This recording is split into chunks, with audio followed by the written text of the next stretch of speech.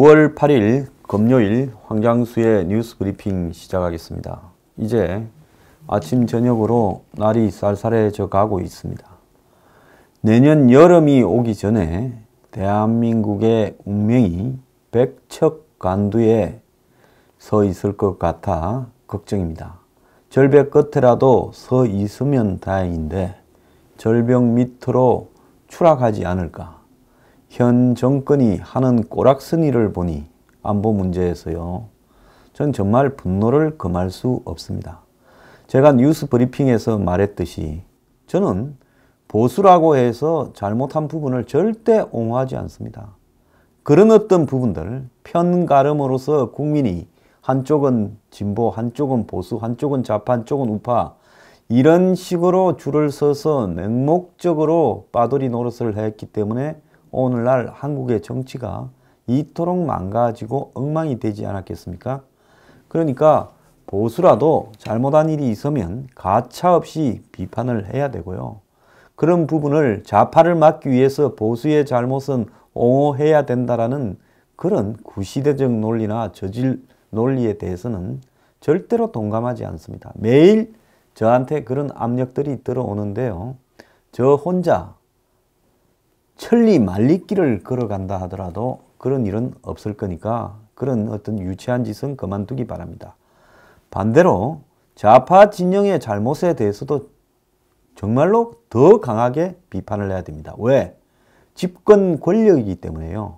권력이 무서워서 혹시 내가 뭐 구린 데가 있나 해서 겁이 나서 아무 말도 못한다면 애초에 이런 이야기를 하지 말았어야 된다고 봅니다. 저는 이 작은 사무실에서 운영하는 뉴스 브리핑도 일종의 대한 언론이라고 생각하고요. 언론은 언론으로서 양심의 입각에서 내 눈에 티끌도 남의 흠집도 가감없이 드러내서 균형된 감각으로 비판할 수 있어야 된다고 보고 있습니다. 그런 입장에서 좌우를 가리지 않고 이렇게 비판을 하다가 보니 좌우에 많은 적이 생기고 있습니다. 특히 제가 보수 일각에서 최근에 이런 북핵 사태에 이용해서 마치 위기를 아주 과장을 하거나 본질과 비본질을 뒤섞어서 오도하는 부분에 대해서도 혐오를 합니다. 지금 이 북핵 위기에서 국민들에게 어떻게 하면 올바른 사안들을 알리고요. 현명한 대처를 할 수 있게 해야지 이것이 선전주의적으로 해서 자기가 하는 이 방송이나 언론의 상업성을 높이는 쪽으로 몰고 가도 안 된다고 저는 생각을 합니다. 정말로 국민이 해야 될 일을 하게 하는 것. 그것이 저는 이 보수, 정론, 대한 언론의 역할이라고 생각하고 있습니다. 오늘 금요 칼럼은요. 자, 이 위기의 시대. 무엇이 위기냐? 안보 위기입니다. 여기에 대해서 보수가 잘못한 부분 엄청 많습니다. 하지만 현 정권은 좌파 정권이 잡고 있습니다. 저는 문재인 정권을 좌파 정권이라고 말하는 부분에 대해서 불편하게 여기는 사람이 있다면 그 사람은 이 좌우를 구별하는 의식이 마비된 사람이라고 생각을 합니다. 이 좌파 정권이 향후 6개월 안에 한국의 운명을 좌우하는 칼자루를 쥐고 있고 지금까지 그들이 하는 모습을 봐서는 그들은 이 위기에서 제대로 된 국가의 결단과 운영을 할 수 없다라는 생각을 하고 있습니다. 그래서 국민이 나서서 이 위험한 정권의 손안에 들어가 있는 안보를 지켜내어야 된다라는 이야기를 하고 싶습니다. 레이더와 사드 발사대 2기가 올라간 지 185일 만에 사드 4기가 올라갔습니다. 이렇게 늦어진 이유는 북한과 대화를 하기 위한 일종의 인질로 사드를 붙들어 놓고 환경영향평가라는 미명하에 장난을 친 것은 분명한 사실입니다. 시진핑 앞에서 문 대통령이 이야기한 사드 환경영향평가로 시간을 벌었으니 북한과 대화를 할 수 있도록 도움을 달라고 했던 말을 들어보면 자기들 스스로 실질적인 환경의 문제가 아니라 한마디로 사드를 붙들어 놓고 그 기간 동안에 중국이 협조해서 북한과 대화를 주도한다라는 데 집착했기 때문에 사드가 1조 5천억짜리 무기가 창고에서 185일을 썩었던 겁니다. 그럼에도 불구하고 단 한마디에 사드를 둘러싼 그간의 그 숱한 논란과 소모와 말도 안 되는 사태들에 대해서 사과도 하지 않고 슬그머니 경찰 8,000명을 투입해서 어제 사드를 올렸습니다. 양심이 있다면 국민 앞에 사드를 배치하지 않고 이렇게 유예하는 동안에 벌어졌던 소동과 그리고 이 한반도에서 벌어지는 정세, 북한의 핵과 ICBM에 대한 판단을 제대로 하지 못한 데 대해서 진심으로 사과드린다. 이제 대북 안보 노선을 근본적으로 전환하고 제재와 압박으로 비핵화하는 날까지 대화라고는 없이 한치의 협상도 없이 밀어붙이겠다. 그리고 이런 잘못된 대북 대화론을 이 문 정권의 방향으로 설정을 한 안보 라인 인사에 대해서는 전면 문책 교체하겠다. 국민들에게 죄송하다라고 해야 되는데 그간에 자기가 한 행동이 창피했던지 러시아 블라디보스톡에 가 있는 동안에 사드를 올렸습니다. 그래 자신이 없는 동안에 사드를 성주 기지에 올리면 자기의 죄는 들어진다고 생각하는 겁니까? 아니면 사드 반대한다고 앞장서서 군과 경찰을 검문하면서 마치 성주 소성리 해방구를 만들었던 그 친북 종북들에게 이 정권이 적당히 반대하고 있으라고 시켰는데 이제 사드를 배치하는 쪽으로 턴을 하면서 그들에게 들미를 잡혀서 무언가 혼이 날까봐 두려웠던 겁니까? 그 좌파들은 문 정권을 향해서 당신들도 옛날에 반미를 한다 해놓고 이 노무현 정권 때 슬그머니 이라크 파병을 하고 한미 FTA를 했는데 이번에 똑같은 짓을 하네 하고 다들고 일어나서 문 정권을 비판하고 있습니다. 애초부터요 문 정권이 그들의 지지에 기반해서 한마디로 그들이 주장하는 생각 비슷한 것을 하면서 그들과 생각이 또 똑같은 전대협 주사파 출신들을 대거 청와대에 동원하고 그들에 의해서 대북 외교 안보 정책을 짜게 된 데서 이 모든 불행은 예정되어 있었고요. 지금 오락가락하고 뭐 어제 블라디보스톡에서 아베하고 과거사는 잠시 덮어놓고 앞으로 이 북핵 문제에 대해서 강경 대처하기로 합의했다거나 사드를 올려놓는다거나 또 미국과 무슨 여러 가지 전략적 자산을 보내달라 하거나 이 한국형 미사일의 사거리와 탄두를 이렇게 한국이 자율권을 갖고 행사하게 되었다거나 이런 문제가 이 사태의 본질과는 아무런 관련이 없는 겁니다. 가슴에 손을 얹고 과연 문재인 정권이 안보 문제를 대하는 시각이나 사고가 바뀌었는지 한번 보기 바랍니다. 블라디보스톡에 가서 남북러 가스관으로 한 건 하려다가 북핵실험으로 슬쩍 이 북핵 문제가 이 해결이 될 때 가스관을 연결하도록 하고 그 대신에 또 낮은 선봉에 무슨 특구를 만들고 러시아의 가스를 그때까지는 LNG로 가져온다고 또 이야기를 했습니다. 북핵 발사 이후에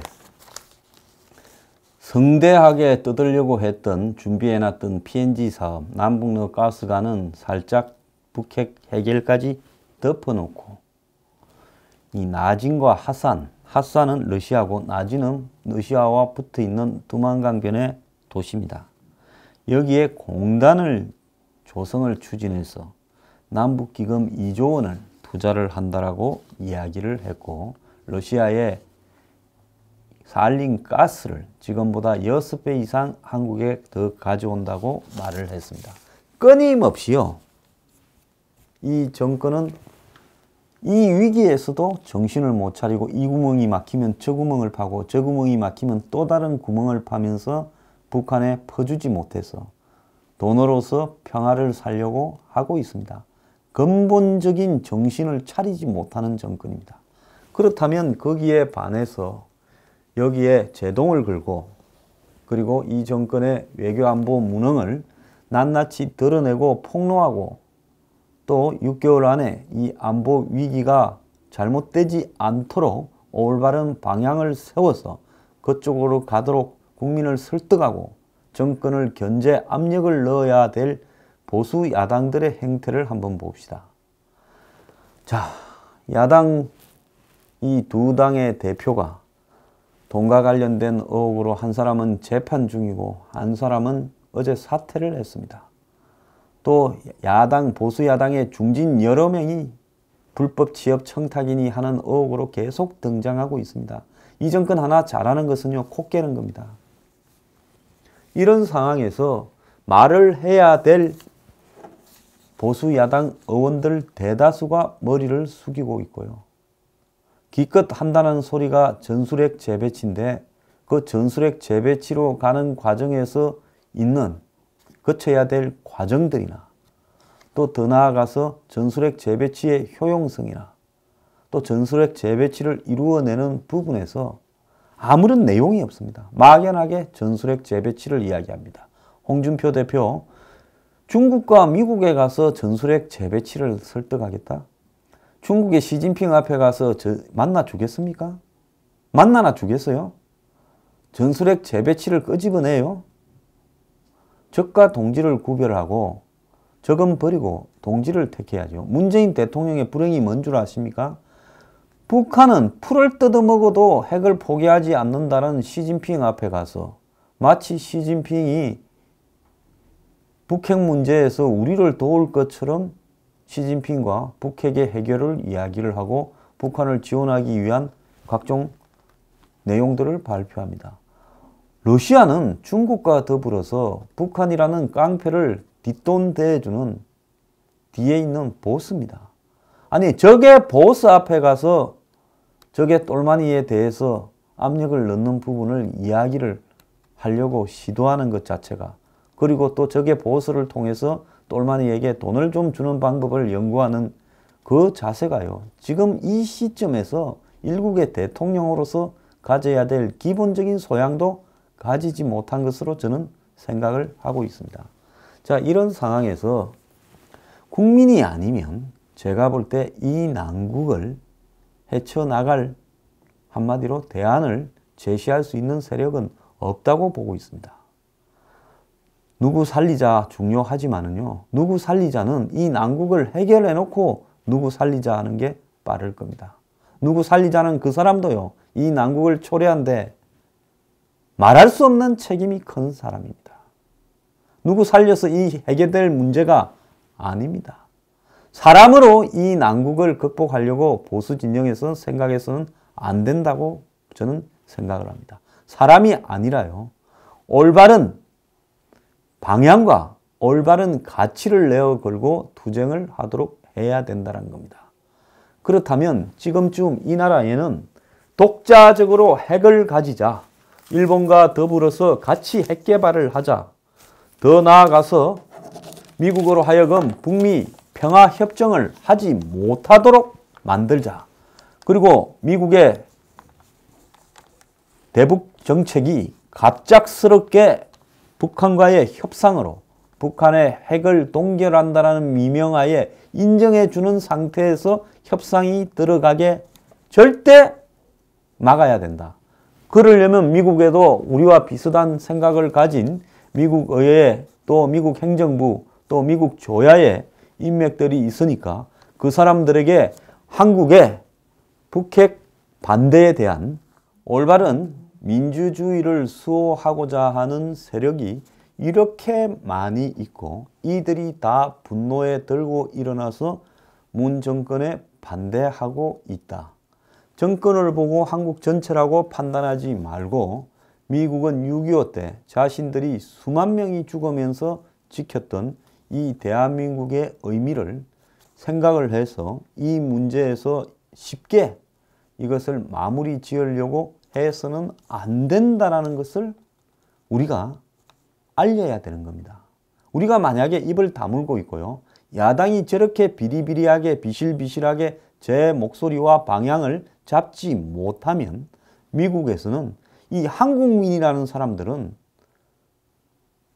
이 미국과의 동맹과 6.25 때의 혈명 정신을 잊고 이제 적당히 북한에 조공을 바치면서 살아남으려고 하는데, 자, 우리 미국의 샌프란시스코가 중요하지 서울이 어떻게 되든가 말든가 뭐가 중요하냐? 자, 전쟁을 할 것이냐 아니면 북한 애들을 달래고 이 싸움을 끝낼 것이냐 중에 우리가 선택을 하는데, 여기서 미국이 빠지기 쉬운 유혹은 한국의 장래에 대해서는 내버려 두더라도, 왜? 그건 시간이 좀 걸릴 거니까요. 북한을 달래고 마무리 지을 확률이 매우 높다는 겁니다. 미국이 항상 국력이 쇠진하고 고립주의적으로 빠질 때 흔히 나타났던 현상입니다. 자, 미국이 월남에 대해서 73년 평화협정을 맺을 때 미국을 한번 봅시다. 50년대, 60년대까지 미국은 번영의 시기였습니다. 근데 60년대 말에 접어들면서 미국의 번영이 이렇게 쇠락해가고 미국에는 평화라는 이름으로 반전, 히피 등 전통적인 미국 가치에 대한 회의가 굉장히 늘어났습니다. 이 상황에서 집권을 한 닉슨은 이 공산권과의 대결보다는 적당히 그들과 화해하고 지금 미국의 대외 개입주의적인 부분을 고립주의로 바꾸고 미국 내부를 수선하는 게 우선이다라는 관점을 가졌습니다. 지금 트럼프와 유사한 시각을 가졌고, 그때 닉슨의 모든 정책 자문을 헨리 키신저라는 아직도 살아서 한반도에 대해서 북한의 평화협정 운운을, 미군 철수 운운을 하는 그 키신저가 그때 그 키신저입니다. 그래서 미국이 그때 경제가 좋아지지 않았고 내부에 국론이 분열되었고, 그런 상황에서 미국은 월남 부분에 손을 떼기 위해서 자신들이 손을 뗐을 때 월남이 제대로 굴러가지 못할 것이라는 것을 알면서도 손을 뺐고, 손을 뺀 다음에는 자신들이 무기를 주고 지원을 하겠다 했지만은 지원도 끊고, 사실상 중립국 감시기구도 만들었지만은 작동되지 않은 상태에서 월남을 포기하는 쪽으로 기울어져 버린 겁니다. 자, 지금 미국이 북한 문제에 있어서 미국 내부의 지금 경제적인 문제 심각합니다. 또 미국 내부의 정쟁은 60년대 말 70년대 초 못지않게 심각합니다. 자, 그때 닉슨은요, 여러 가지 부분에서 워터게이트니 사건이니 뭐니 해서 탄핵으로 가는 과정에 내몰려 있었습니다. 지금 트럼프요, 러시아 게이트니 뭐니 해서 당시 닉슨의 처지와 유사한 상황입니다. 이런 상황에서 미국의 트럼프는 아주 실속 있게 한국에 대한 지원을 거두고 북한을 달래면서 이 사태를 극적으로 마무리하고 미국 국민들한테는 자신이 미국의 국익을 위해서 전쟁을 피하는 대신에 평화를 선택했다라고 말을 할 수 있는 사람입니다. 그것보다 더 할 수 있습니다. 당시 닉슨은 그래도 50년대에 부통령을 하고 정치적인 내공이 보통이 아닌 사람이었지만은 트럼프는 거기에 비하면 형편없이 낮은 정치적 내공을 가지고 있습니다. 자, 우리가 이렇게 안 되도록 하기 위해서 엄청나게 지금부터 움직이고 그 대안을 가지고 싸워야 될 때입니다. 오늘 아침에 한 언론 칼럼에 보면 전직 CIA 출신 한 여성이 한국계 같은데요, 한일 핵무장도 대북 압박 테이블에 올려라. 한국이 더 많은 사드를 반입하고 일본과 함께 핵무장 카드로 중국의 대북 정책 변화를 유도를 해야, 그래야 견디다 못한 북한 정권 내부가 무너진다는 겁니다. 제가 지난주에도 이야기했지만 이제는 방법은 하나밖에 없습니다. 지구전, 장기전으로 이 북핵 문제를 몰고 가도록 미국이 아예 북한과 핵 문제로 거래를 하지 못하도록 만들고, 북한에 대한 금융 압박, 무역 압박, 또 중국에 대한 금융 압박, 무역 압박을 같이 가하고 한국의 사드를 추가로 더 들르고 더 나아가서 한국과 일본이 IRBM도 만들고 중국과 러시아를 겨냥한 것처럼 비춰지도록요. 그런 게 거론이 돼야 됩니다. 그리고 독자적인 핵 개발도 한국이 일본과 더불어서 하겠다라고 한국 내에서 상당한 세력이 일어나야 됩니다. 어차피 전술핵 재배치하다 하더라도요. NPT 탈퇴해야 되죠. 그렇지 않습니까? 핵 비확산 협약에서 전술핵을 NPT를 탈퇴 안 하고 갖다 놓을 방법이 있습니까? 한반도 비핵화 선언을 폐기해야 되죠. 북한이 가졌기 때문에 우리도 이제 안 한다. 자, 그리고 더 나아가서 미국을 엄청나게 설득을 해야 됩니다. 지금 미국 사령관들이 벌써 전술핵 재배치 안 된다고 못을 받고 나옵니다. 그러니까요.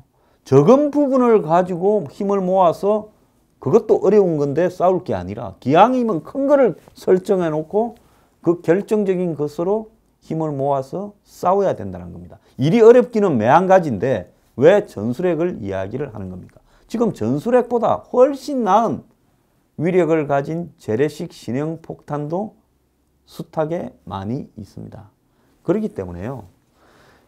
한일이 독자적으로 핵 개발을 하겠다. 미국을 보고 핵무장을 해달라는 이야기를 일본을 대신해서 한국이 총대를 메고 일본에서도 그런 이야기가 나오도록 만들고 양국이 IRBM을 배치를 하고 사드나 MD를 더 강하고 KMD 같은 소리 하지 마십시오. 어제 제가 저질 MD라고 이야기를 한 것은 사드를 이야기한 게 아니라 한국이 페이트리엇2, 팩2와 그 다음에 SM2를 가지고 마치 한국이 앞으로 개발하고 있는 LSM, MSM 같은 무기들을 가지고 한국형 미사일 방어를 할 수 있다라고 이야기한 것이 저는 저질 미사일 방어라는 겁니다. 이것도 한미일 삼각 미사일 방어에 들어가기 싫다고 우리는 따로 하겠다 하면서 한마디로 수준 낮은 무기를 갖다 놓고 더 나아가서 우리 기술로 마치 미사일 방어 기술을 완성할 수 있을 것처럼 지금 국민을 속이면서 수조 원을 갖다 붓고 있다라는 선동에 놀아나서 김대중 정권부터 미사일 방어에 대해서 잘못된 방향을 설정하고 있다는 것을 비판한 겁니다. 자, 그런 어떤 방법으로 지금 갈 수 있도록 국민적인 시각과 여론이 들고 일어나야 되고요. 분노해야 되고 지금 저렇게 움츠리고 있는 야당, 보수 야당들을 압박해야 됩니다. 저보고 무슨 자유한국당을 맨날 비판하지 마라, 홍준표 비판하지 마라, 뭐 보수가 힘을 합쳐야지. 웃기는 소리 좀 하지 마십시오. 보수가 힘을 합쳐서 그래 그 지금까지 이 지경이었습니까? 여태까지 보수는요 힘 합치라 할 것도 없이 요 몇 달 전까지 보수는 항상 힘을 합쳤었습니다. 합쳐도요. 다른 소리, 보수의 뼈아픈 소리를 하는 사람이 없기 때문에 전부 힘을 합쳐서 권력에 기고 권력 내부의 문제를 지적하지 않고 이 하청업자처럼 처신해 왔기 때문에 힘을 합쳐도 깨진 겁니다. 이제는요. 힘을 합쳐야 되는 게 아니라 보수의 내부의 문제들에 대해서 낱낱이 가감없이 까발리면서 제대로 된 방향으로 투쟁을 하라고 우리 치부를 드러내야 될 때입니다. 치부를 드러내지 않고 슬쩍 덮어놓고 무슨 안보 투쟁에 함께해요? 방향이 틀린 사람들을 데리고 어떻게 합니까? 할 생각이 없어. 비리가 많아서 할 생각이 없는 사람들을 어떻게 끌고 갑니까? 그래서요. 비리가 많은 사람들은 빨리 내놓고 국회의원 배지 떼고 집으로 가든가 당대표 배지 떼고 집에 가라는 겁니다. 깜빵으로 가든지. 투쟁할 사람들만 놓으라는 거고요. 친박요? 친박 의원들부터 당신들 주군을 구하기 위해서 안보 투쟁에 앞장서 보십시오. 다 어디 갔어요? 친박 핵심들. 요즘 보이지도 않잖아요. 이 와중에 다 무너져가는 집구석 밥그릇 싸움하는 바른정당, 자유한국당 지도부 정말 창피하지 않습니까? 그딴 걸 혁신이라고 내어 그런 혁신위원회 창피하지 않습니까? 다 그만두고요. 안보 투쟁을 위한 대열에 다 앞장서기 바랍니다. 국회 그깟 거 하면 뭐합니까? 정기국회에서 뭘 감시해요? 자, 이제 코너에 몰리니까 여야 정 상설 협의체 만들자고 합니다. 협의체가 중요한 게 아니라 지금 국회가 중요한 게 아닙니다. 나라가 없어지면 그것과 국회에 무슨 필요 있습니까? 다 접고요. 안보를 위해서 길바닥에 텐트 치고 나서세요. 서울시청 세월호 때나 광화문 다 그냥 빌려주는 데 아닙니까? 이제 안보를 위해서 거기다가 텐트 치고요. 면도하지 말고 모욕하지 말고 밥 먹지 말고요. 몇 달을 좀 싸웁시다. 왜? 당신들이 그동안에 보수에 떨어지는 과실들을 다 처먹었으면 이제는 싸울 책임도 있지 않습니까? 처먹을 때는 나는 보수의 앞잡이다. 예? 그리고 친박의 핵심이다. 비박의 핵심이다. MB의 척근이다. 박근혜의 척근이다 하고 돌아다니 놓고 이제 보수의 위기가 오니까 다 숨어버리고 기껏해야 무너져가는 집구석 싸움이나 하고 자빠졌습니까? 텐트 치세요. 그깟 국회 포기하고요. 지금 국회가 중요합니까? 이제 이 대목이 지나가 버리고 나면 다시 국회를 못할지도 모르는데요. 무슨 국민이 장외 투쟁을 싫어하고 무슨 국회를 보이콧하는 거 싫어한다? 그냥 국민한테 그런 부분을 비판을 뛰어넘는 방법이 있습니다. 세비 다 반납하고요. 앞으로 한 6개월 우리는 세비 안 받겠다. 대신에 국회 안 간다. 그리고 어원 배지 다 모았어요. 이 투쟁, 즉 안보를 지켜내는 투쟁에 실패하면 다 의원직 사퇴하겠다고 하고요. 길바닥에 나자빠져서 문재인 정권 안보 실정에 대해서 국민 앞에 사과하고 안보라인 다 교체하고 대북 대환이 무슨 운전자론이니 평화협정이니 안 한다고 이야기하고 미국에게 절대로 비핵화하기 전에 북한과 협상을 해서는 안 된다고 이야기하라고 하고 안보를 막을 수 있는 모든 수단을 다 힘을 모아서 여야가 하자고 선언해라. 핵을 독자 개발하겠다고 선언해라. 그전에는 우리는 나자빠지겠다라고 딱 이야기를 하세요. 누군가 한 군데서는 이렇게 해야요. 그 힘이 바탕이 돼서 그것이 지렛대가 돼서 이 위기를 견제할 수 있는 겁니다. 아니 제일 힘이 있고요. 제가 매일 이렇게 목이 터져라 뉴스 브리핑을 해봤자 몇만 명 본다고 그것이 무슨 힘이 있겠습니까? 정말로 그렇게 할 수 있는 힘을 가진 사람, 국회의원은요 농담을 해도 신문에 나는 사람들 아닙니까? 그 사람들이 몸을 던져서 싸우라는 겁니다. 노블레스 오블리주가 이럴 때 적용돼야 되는 거 아닙니까? 자, 국민 여러분, 지금 야당을요 지지 격려하고 어쩌고 편들고 그 빠돌이 할 때가 아니라 이 보수 야당이요 투쟁에 나서도록 여러분들이 압력을 놓고요 비판을 하고 정신 차리게 만들어야 됩니다. 국민이 깨어 있어야 이 나라를 지킬 수 있습니다.